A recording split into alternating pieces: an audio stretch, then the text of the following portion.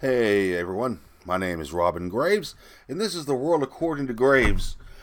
Please watch this, or the clowns will eat me. Anyway, that was a request from somebody. Uh, I don't have a movie to show you, Mike. Sorry, I haven't bought one. Haven't didn't even pick one out. I wasn't going to be doing this until Thursday. But I decided to do this a little bit earlier. Got a lot going on this week. Got to make some plans for this, for something going on. Let me get a little sip of my voice that's going, so please bear with me. Today's may not be very long. Anyway, give me a sec. Pepsi. Anyway, guys, I want you to stick around for this one. I have a special announcement toward the end of this. I think a lot of you might be interested in hearing. We're going to talk about a few things. I didn't even make any notes here, so I didn't have time to this morning. We're going to cover a couple of things. People out there, the gun grabbers right now, Beto, whatever his name is. You know what, Robert O'Rourke. I've been doing some research on this on that guy. His little gun comment kind of pissed off the DNC. Yeah, Aunt Nancy Pelosi is not very happy with him, and you know how it goes. She's the new one calling the shots. Hillary Clinton's not calling anything. They're trying to hide right now. The Clintons are. There's a lot of things happening with them right now. There's things coming up. We're going to talk about that at a later date. I want some of the story to develop a little bit so it doesn't sound like speculation. But Robert O'Rourke kind of shit the bed when he made the comments, about taking away everybody's guns and everything, taking away the AK-47s and AR-15s and all this. They're assault weapons. That's really cool of him. That really is. A person who was charged and caught in the act of burglary wanting to get rid of your protection from burglars. Holy God. Gets comfortable here. I love being in this chair, but this chair is not comfortable. I want to address the whole AR-15 thing. I've been hearing a lot of bullshit from these people that an AR-15 is an assault rifle because the designation AR stands for assault rifle.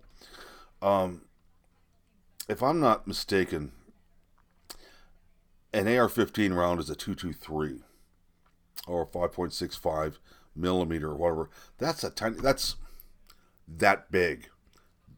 About right there. That's about how big it is. I don't have one of the rounds here to show you, otherwise I would. I'm not even going to show pictures of the rounds or the weapon on this video. I don't want to be flagged. That just brought up another thought we're going to talk about in a minute. In 1907, there was a hunting rifle, or a sporting rifle that was available in the Sears and Roebuck catalog.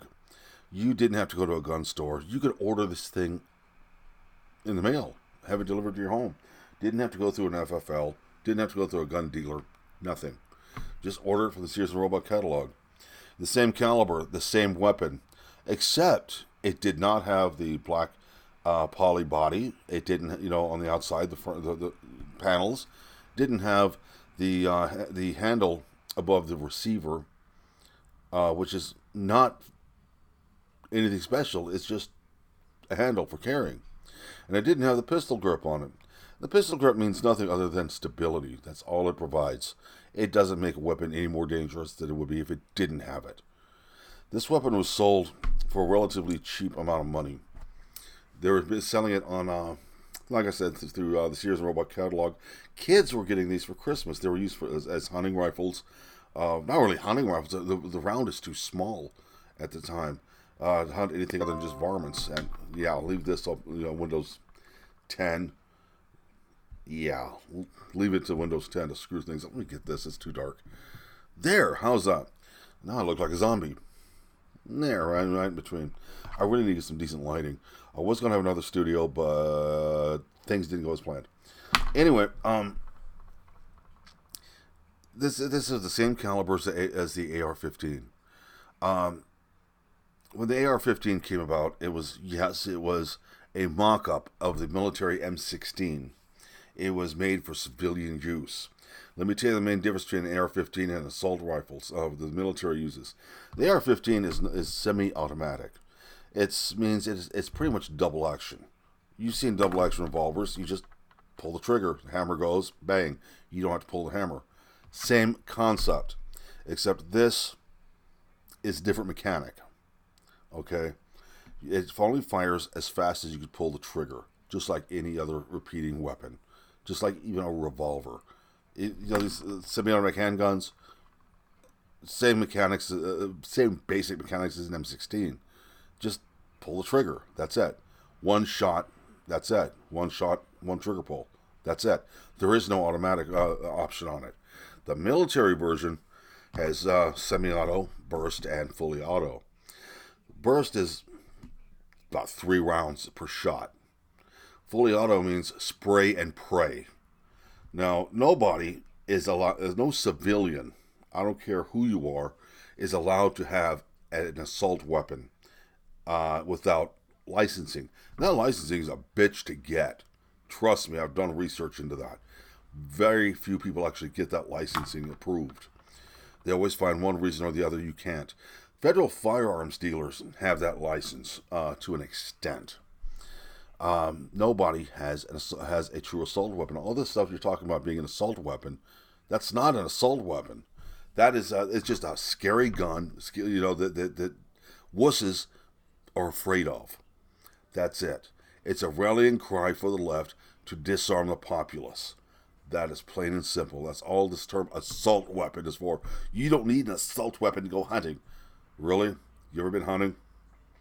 Ever been? I could tell you never have been hunting. The AR-15 is... AR stands for Armalite, the company that owns the patent on the design. Now, Colt recently said that they're going to quit selling AR-15s to civilians. They're going to quit making them for the civilian population. That doesn't mean they're caving. That was a business decision.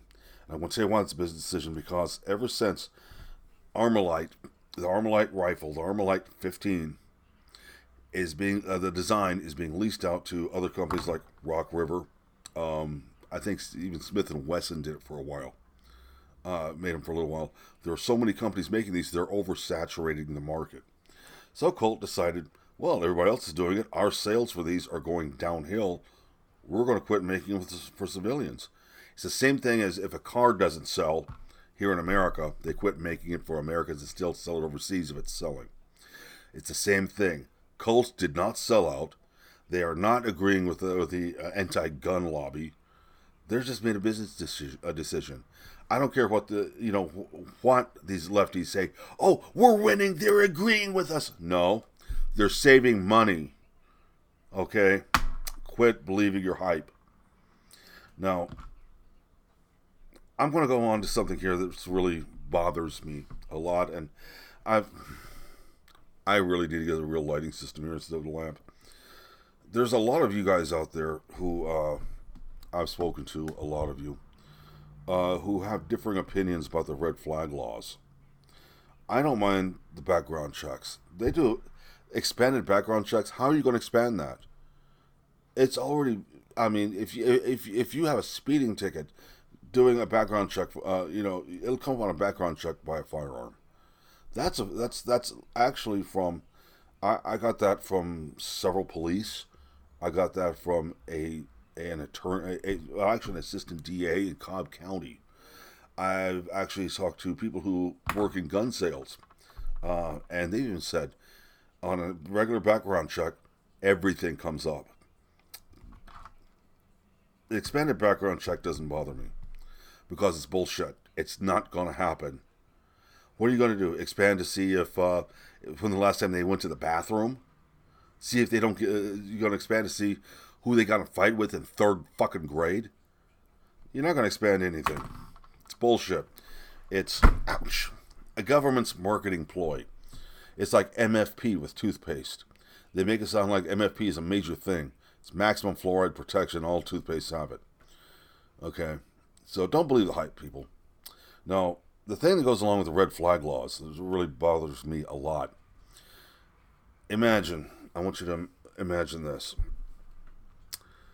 You and your wife or your significant other, you're at home. Yeah, you got a few guns. Okay, you're gonna, excuse me. Let me get a drink here. Like I said, I'm not doing too good this morning. My voice is trying to go. Oh, I would have waited till tomorrow to do this, but I ain't got time tomorrow. Um, there we go. Okay, you're at home. Your kids are home. You go to bed. You got guns in your home. You guys have practiced, rehearsed. What happens if somebody comes trying to break into your home? Middle of the night, about 1, 2 o'clock in the morning, you hear your dog starts growling. You wake up. You know something's going on outside because your dog doesn't growl unless something's going on. Later. You know something's wrong. You wake up your significant other. You take your shotgun with you.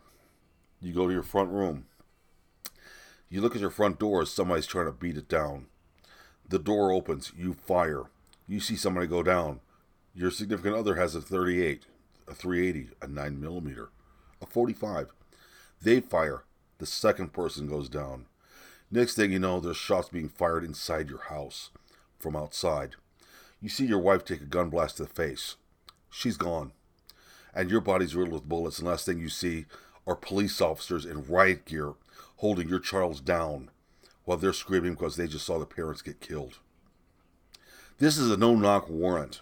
This is what one of the red flag law is wanting to do. If your neighbor doesn't like you, all they got to say is you're acting suspicious and waving around an M16 out in your front yard. No questions asked, no investigation. They come, they do what they damn well please. See, this has been going on for a long time in other situations. Randy Weaver had to deal with stuff like this, an incident in Ruby Ridge, where he sat there and watched his wife holding their child get shot by a sniper from a helicopter. They did they did this kind of thing to him. They shot his son, killed his son, left the body of their dog out there, and ran over it with their vehicles. They were in siege for several days. Randy Weaver nearly died. And then he turned around and sued and won. But see, with these no-knock, warrants that they're wanting to do with these red flag things, there is no due process. There is none. You're guilty. You are guilty until proven innocent. You lose all your rights, your firearms, everything. You're left unprotected. You don't have a front door anymore because the first thing they're going to do when they do a no-knock warrant, knock the front door in. Who's paying for that? All this person has to do is just disagree with you. Liberals a lot of leftists are like that. They don't like you if you don't agree with them. They're going to be sitting there calling the police, find out you have a gun. They're going to call the police, do a no-knock, report you that you're doing some kind of fuckery out there. The police are going to come with a no-knock warrant pursuant to the red flag laws, kick your door in, take everything you have, if not shooting you too. We're talking a SWAT team coming into your home, wrecking the place, taking things from you, all because some dumbass down the street, next door, hell, a family member you disagree with, decides to report you for something. See, this is already being done. Child welfare. People use child welfare to get back at neighbors. I know this for a fact. It's happened to me. My son was in child welfare custody for 2 years when he was very young because of a guy named John Wells and his girlfriend Victoria Litterdale. They can't deny it. It's on record. It's public record. Now, for 2 years, we had to put up with jumping through hoops, being called child abusers. I was the bad guy. I was not even around, at the time, but I was automatically guilty. See, this is what's going to happen with the red flag laws. No recourse other than to be a victim. And you fight back, you're still a criminal. You are a criminal until you're proven you're not a criminal. I can't stress that enough. I can't beat that into people's heads. Oh, Nova, one of my best friends, takes care of me. My wife calls her my second wife. I didn't know I was Mormon. But think about it. There's those out there who's like, well, I don't care if they do expanded background checks on me. I've got nothing to hide. Good. I'm glad. A lot of us don't. But that's still not going to stop the fact that the red flag laws are going to be abused. They're going to be very abused. And with the political climate the way it is, nothing will be done about it. The law sucks. The whole thing about it sucks. The Second Amendment is thrown away with this. Nobody seems to want to understand that the Second Amendment says it shall not be infringed. They want to say, well, there's a comma here. It means something else. It's stupid. Seems unless it's something that every liberal, every leftist in the world agrees with, they're going to take it to court and argue about it to get it. The government right now is so destroyed, so fractured.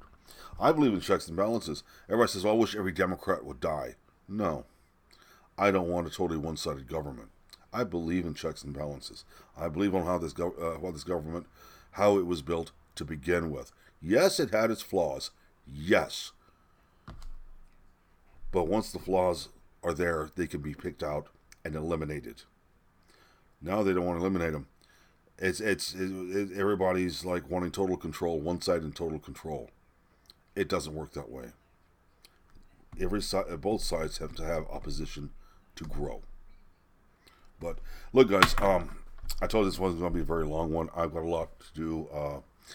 I've got to get some things taken care of to get ready for this weekend. And speaking of the special announcement, that is this weekend, ladies and gentlemen. I've